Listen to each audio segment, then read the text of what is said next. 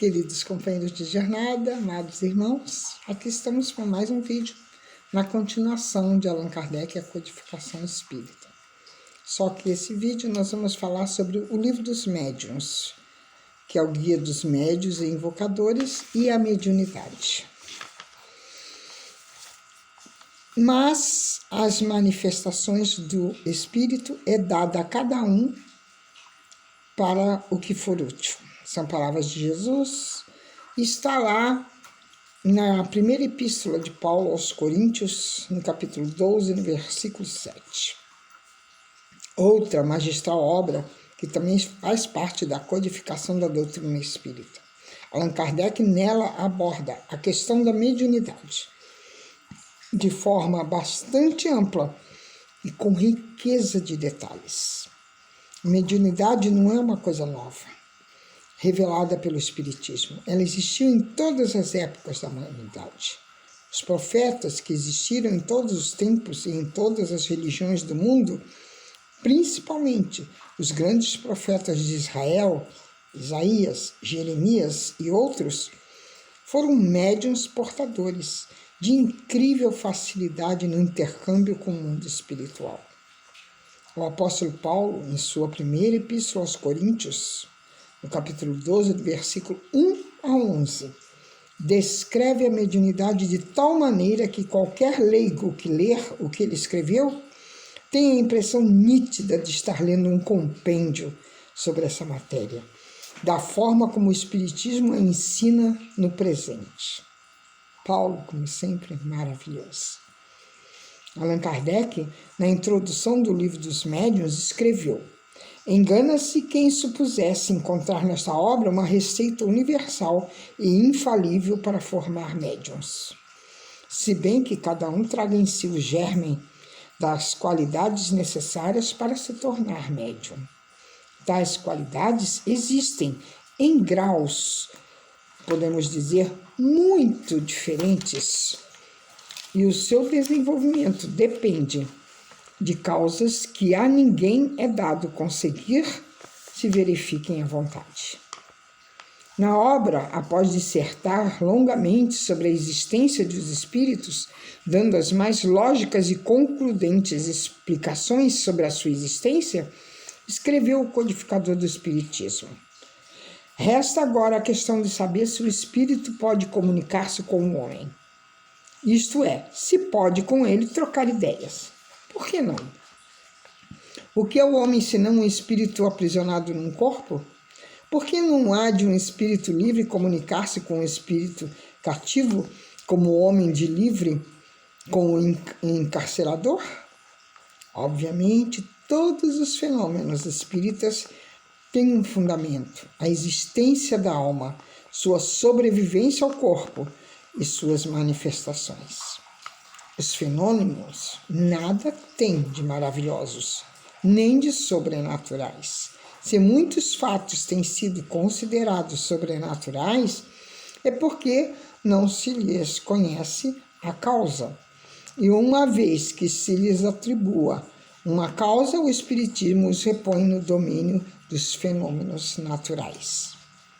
Muitos fatos considerados sobrenaturais são reputados inverossímeis pelo Espiritismo, pois, dada a impossibilidade de serem realizados, são incluídos em números das crenças supersticiosas. E ainda que reconheçam um fundo de verdade em muitas crenças populares, de modo algum o Espiritismo dá a sua concordância a todas as histórias fantásticas que a imaginação tem criado.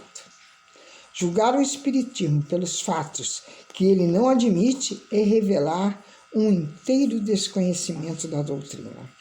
E é também evidente manifestação de ignorância.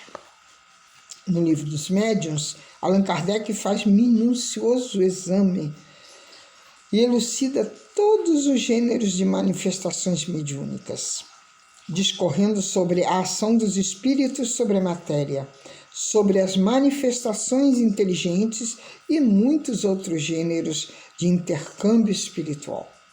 São abordados outros aspectos dessas manifestações, tais como o papel dos médiuns nas comunicações, os lugares mal assombrados, a formação dos médiuns, as fascinações, as obsessões e as subjugações, mostrando os meios de combatê-las. O codificador discorre também ainda sobre as contradições, mistificações, o charlatanismo e o embuste. A obra é verdadeiramente monumental e demonstra o elevado espírito crítico de Allan Kardec na abordagem de questões de suma importância, fazendo com que o livro se tornasse um verdadeiro compêndio sobre a mediunidade. Os fenômenos de manifestações de espíritos são amplamente comprovados tanto no Antigo como no Novo Testamento, bem como no livro dos Atos dos Apóstolos, sem falar na trajetória dos profetas, inclusive Moisés, que se comunicava reiteradamente com os espíritos.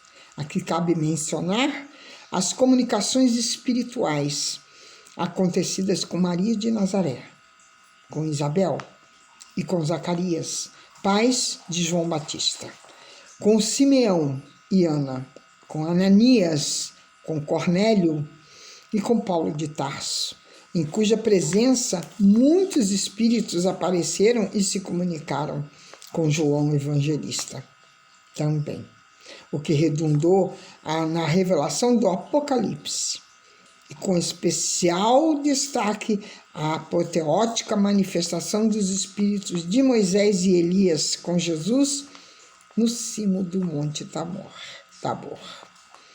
O estudioso que lê o Livro dos Médiuns tem uma visão bastante ampla do intercâmbio que sempre existiu entre o mundo material e o mundo espiritual. Vamos falar sobre o valor do Livro dos Médiuns e da mediunidade. O indivíduo que estudar cuidadosamente o Livro dos Médiuns melhor compreenderá os fatos que vier testemunhar posteriormente, pois menos estranhos lhe parecerão os fenômenos e ocorrências mediúnicas do dia a dia. A obra não se destina exclusivamente aos médiuns, detentores de uma faculdade aparente, qualquer que seja a sua qualificação, mas a todos os que estejam em condições de ver e de observar os fatos espíritas. O Livro dos Médiuns teve a sua primeira edição em 10 de janeiro de 1861, mas foi precedida pela edição das Instruções Práticas sobre as manifestações espíritas em 1858. Tendo por objetivo principal imprimir ao Espiritismo o caráter sério que lhe forma a essência, e para evitar que haja quem nele veja objeto de uma frívola ocupação e de divertimento, como afirma Kardec em sua introdução.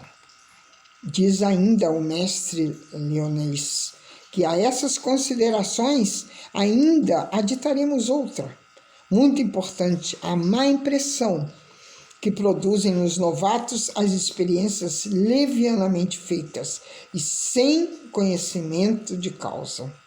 Experiências que apresentam o inconveniente de gerar ideias falsas acerca do mundo dos espíritos e de dar aso à zombaria e uma crítica quase sempre infundada.